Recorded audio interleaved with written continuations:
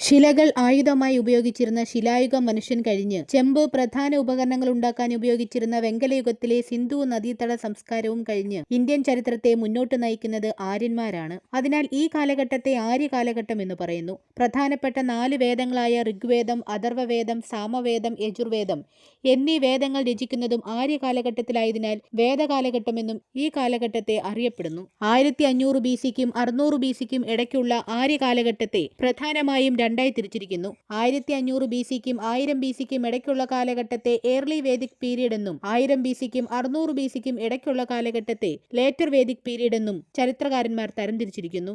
Nomadic people ആയിരുന്ന ആര്യന്മാർ സംസ്കൃതത്തിന്റെ ഒരു പ്രാചീന രൂപമായിരുന്നു ഭാഷയായി ഉപയോഗിച്ചിരുന്നത്. മധ്യ ഏഷ്യയിൽ നിന്നും കുതിരകളെയും കുതിരകൾ ഉപയോഗിച്ച രഥങ്ങളിലുമായി ഇവർ BC 2000 അടുപ്പിച്ചാണ് ഇന്ത്യയിലേക്കുള്ള യാത്ര തുടങ്ങിയത്.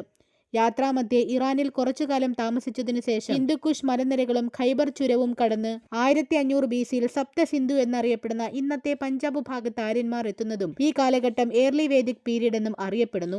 ഈ കാലഘട്ടത്തിൽ രചിച്ച വേദമാണ് ആദ്യ വേദമായ ഋഗ്വേദം. അതിനാൽ ഋഗ്വേദ കാലഘട്ടം എന്നും ഈ കാലഘട്ടത്തെ വിശേഷിപ്പിക്കുന്നു. പല ഘട്ടങ്ങളിലായി ആര്യന്മാർ പഞ്ചാബ് ഭാഗത്ത് എത്തിച്ചേരുകയും ഇടേ ജീവിതം ആദ്യ തൊഴിലായി സ്വീകരിച്ചിരുന്ന ഇവർ കന്നുകാലികളെ മേച്ചും പാലും പാലുൽപ്പന്നങ്ങളും ഭക്ഷണമാക്കി ജീവിതം നയിച്ചു. ശേഷം ഇവരുടെ കൈവശമുണ്ടായിരുന്ന ഇരുമ്പായുധങ്ങൾ ഉപയോഗിച്ച് ഉത്തരേന്ത്യൻ ഭാഗമായ ഉത്തർപ്രദേശ്, ബീഹാർ എന്നീ പ്രദേശങ്ങളിലെ ഗംഗാതടത്തിലേക്ക് കാടുകൾ വെട്ടിത്തെളിച്ചു കുടിയേറി. ഈ കുടിയേറ്റത്തെ ആര്യവർത്തനമെന്നും ചരിത്രത്തിൽ വിശേഷിപ്പിക്കുന്നു. ഇത്തരത്തിൽ ഇവിടെ എത്തിയതിനു ശേഷമാണ് ലേറ്റർ വേദിക് പീരീഡ് തുടങ്ങുന്നതും ബാക്കി വേദങ്ങളായ അഥർവവേദം, സാമവേദം, യജുർവേദം എന്നിവ രചിക്കുന്നതും. അതിനാൽ ഈ കാലഘട്ടത്തെ പിൽക്കാല വേദകാലഘട്ടമെന്നും അറിയപ്പെടുന്നു. അക്കാലഘട്ടത്തിലെ ആര്യന്മാരുടെ ജീവിത രീതികളും സോഷ്യൽ സ്ട്രക്ചറും നമ്മൾ മനസ്സിലാക്കിയത് ഇത്തരത്തിലുള്ള റിട്ടൺ എവിഡൻസ് ആയ വേദങ്ങളിലൂടെയാണ്. ഇവരുടെ ജീവിതവും തുടർന്നുള്ള സംഭവ വികാസങ്ങളും മത്സര പരീക്ഷകളിൽ ഒരു സ്ഥിര സാന്നിധ്യമാണ്. കൂടുതൽ ഡീറ്റെയിൽസിനായി ഞങ്ങളുടെ യൂട്യൂബ് ചാനൽ സന്ദർശിക്കുക.